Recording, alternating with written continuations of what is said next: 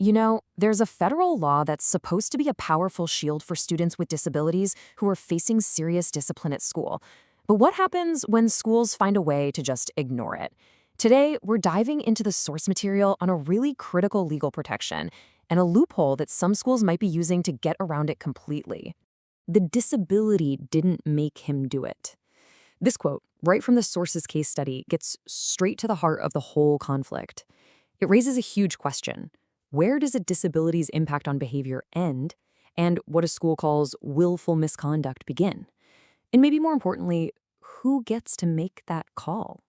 Okay, so let's make this real. We're going to look at an example from the source material. It's about a 14-year-old Black student. He has documented disabilities, and he's facing the most severe punishment a school can possibly hand out, expulsion. Now, the context here is absolutely critical. This didn't happen in a vacuum. The student's official plan, his IEP, clearly states he has ADHD and an emotional disturbance. And according to the source, for weeks he'd been putting up with racial slurs. Then, on the day this all went down, he was physically cornered by other students, and he reacted by shoving one of them. And the school's immediate response? Not support, not de-escalation. They went straight to recommending expulsion, completely skipping a key protective step required by federal law. So what was this protective step they just blew past? Well, for situations exactly like this one, federal law has a specific shield, a kind of check and balance process. It has a name. It's called a manifestation determination. Let's break that down, because it sounds complicated, but it's not. A manifestation determination is basically a required meeting. The whole point of it is to answer two simple questions. First, was the student's behavior caused by their disability? And second, did the behavior happen because the school failed to give the student the support it promised in their plan? It's a crucial safeguard. So, when does this meeting have to happen? Well, the magic number to remember here is 10. The second a student with a disability is out of their classroom for more than 10 days total in a school year, or if they're facing something big like expulsion, this process is automatically triggered. It is not optional for the school. It's the law. And they have to move fast. The law builds the urgency right in. Once a school decides on that major disciplinary action, a 10-school-day clock starts ticking. Within that window, the student's team, that's teachers, specialists, parents, the whole group, must get together for this meeting. All right, so we have a clear law, a clear trigger, and a clear timeline. So, what's the problem?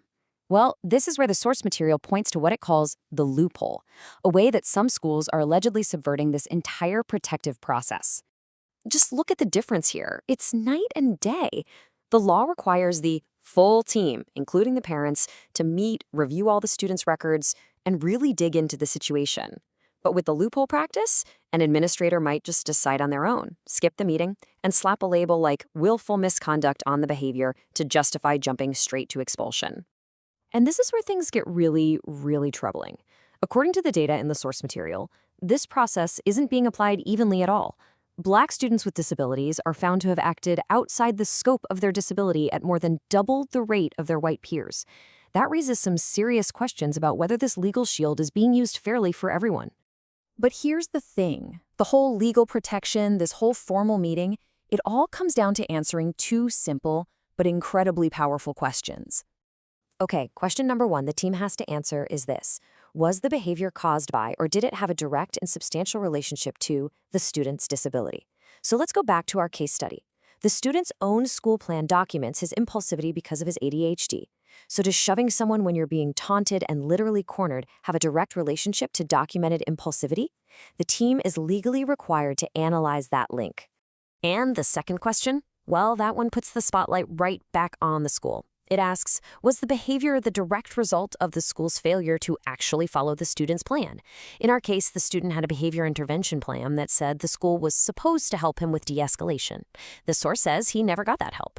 This question asks, hey, did this incident happen because you, the school, dropped the ball? And this is the kicker. If the team's answer to either one of those questions is yes, boom, the process stops.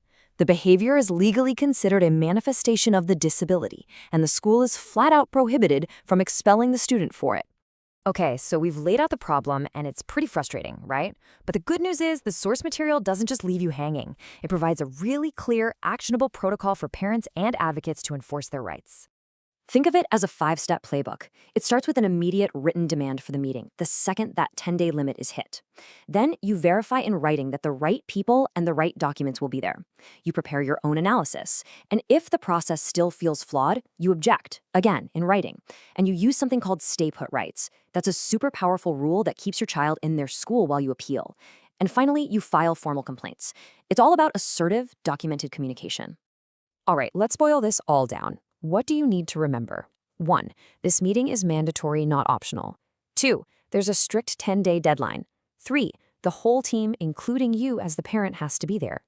And most importantly, if the school gets it wrong, you have the right to challenge it. And that stay-put rule protects your child's education while you do. These are your federal rights. So we'll leave you with this question, a really powerful one raised by the source material. When a school chooses to punish a student for the very symptoms of their documented disability, what's the lesson that student and every other student is actually learning?